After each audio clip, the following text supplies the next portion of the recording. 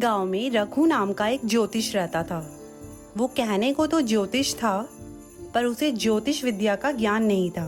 उसे ज्योतिष शास्त्र का थोड़ा बहुत ज्ञान था और इसी पर उसे अभिमान था। वो अपने इसी अभिमान की वजह से अपना घर चला पा रहा था। उसके परिवार में उसकी एक बेटी कीर्ति और एक बेटा राम और उसकी पत्नी रहते थे। काफी दिनों से रघु का काम नहीं चल पा रहा था और उसके परिवार को दिक्कतों का सामना करना पड़ रहा था। एक दिन रघु की पत्नी रघु से कहती है, सुनिए जी, घर में अनाज खत्म हो गया है। अब हमारा गुजारा कैसे होगा? आप थोड़े समय के लिए कुछ कर क्यों नहीं लेते हैं?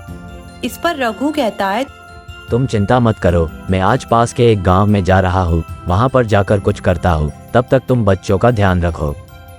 ये कहकर रघु वहाँ से चला जाता है और दूसरे गांव की तरफ निकल पड़ता है।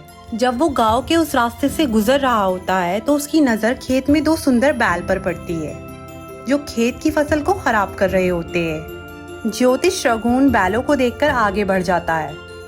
फिर वो ज्योतिष उस गांव में पहुंच जाता है जहां उसे जाना होता है और वहां जाकर एक पेड़ के नीचे बैठ जाता है। तभी वहां से एक किसान गुजर रहा होता है। वो ज्योतिष को देखकर पूछता है, सुनिए, आप कौन है और यहाँ क्यों बैठे हैं? तब रघु उस किसान से कहता है, मैं ज्योतिष हूँ और इसी तरह लोगों की मदद करने के लिए एक गांव से दूसरे गांव जाता रहता हूँ। तब वो किसान रघु से कहता है, ज्योतिष जी, अगर आप चाहे तो मेरे घर चलकर रह सकते हैं। यहाँ मौसम खराब है, मैं यही पास में रहता हूँ। रघु किसान की बात मानकर उसके घर चला जाता है। वो किसान बड़े आदर से ज्योतिष को अपने घर में रखता है। उसी समय उस गांव के किसान के दो बैल गायब हो जाते हैं और जब गांव वालों को पता चलता है कि गांव में ज्योतिष आए हुए हैं तो गांव वाले ज्योतिष के पास जाकर कहते हैं,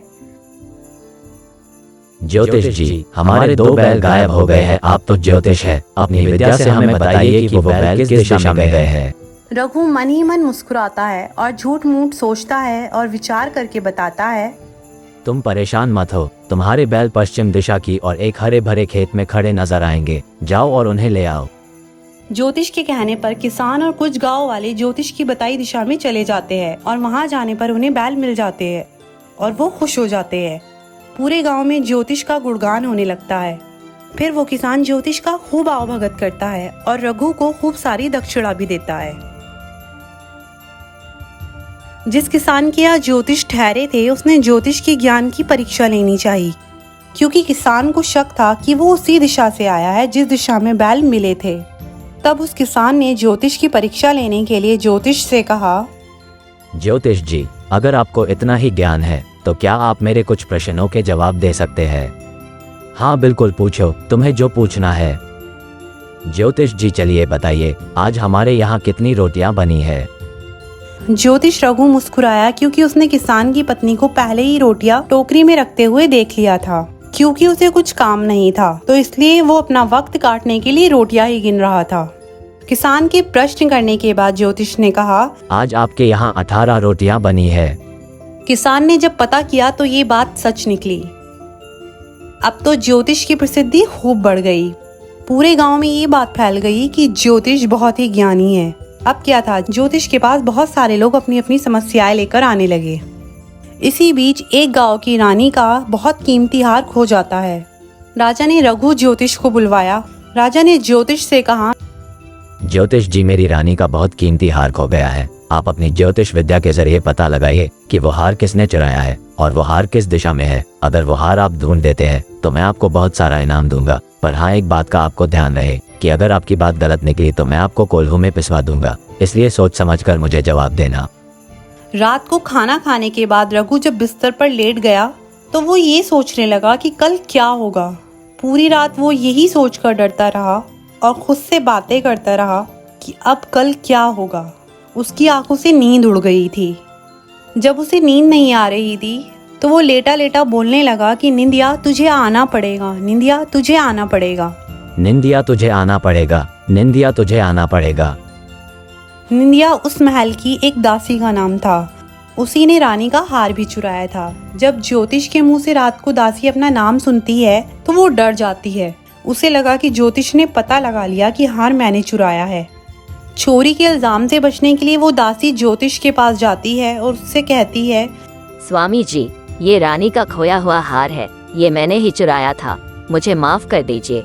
मैं आपसे विनती करती हूँ, कृपया राजा को मत बताइएगा कि ये हार मैंने चुराया था, वरना राजा मुझे जान से मार देंगे। ज्योतिष निंदिया की बात सुनकर मन ही मन खुश होता है और निंदिया से कहता है, चलो ठीक है, मैं किसी से कुछ नहीं कहूँगा, बस तुम जाओ और इस हार को रानी के बेड के नीचे रख दो, बाकी सब मैं संभाल लूंगा। निंदिया ज्योतिष के इतना कहने पर उस हार को रानी के बेड के नीचे रखाती है। अगले दिन जब सुबह होती है और दरबार लगती है तो राजा ज्योतिष से पूछता है, ज्योतिष जी बताइए, हमारी रानी का हार कहाँ मिलेगा? फिर ज्योतिष मन ही मन कुछ सोचते हैं और विचार करते हैं और बताते हैं कि महाराज, रानी का हार किसी ने नहीं चुराया है, बल्कि वो रानी के कमरे में ही उनके बेड के नीचे गिरा है। जब रानी के कमरे में जाकर उनके बेड के नीचे वो हार ढूंढा जाता है तो वो हार वहीं होता है। हार मिलने पर राजा बहुत खुश होता है और ज्योतिष को बहुत सारा इनाम देता है। तो इस कहानी से हमें पता चलता है कि अगर भाग्य हमारा साथ दे तो हमारा भाग्य कोई नहीं बदल सकता। अगर आपको हमारी ये वीडियो अच्छी लगी है तो हमारी वीडियो को लाइक और शेयर कर दे और हमारे चैनल को सपोर्ट करने के लिए हमारे चैनल को सब्सक्राइब कर दे।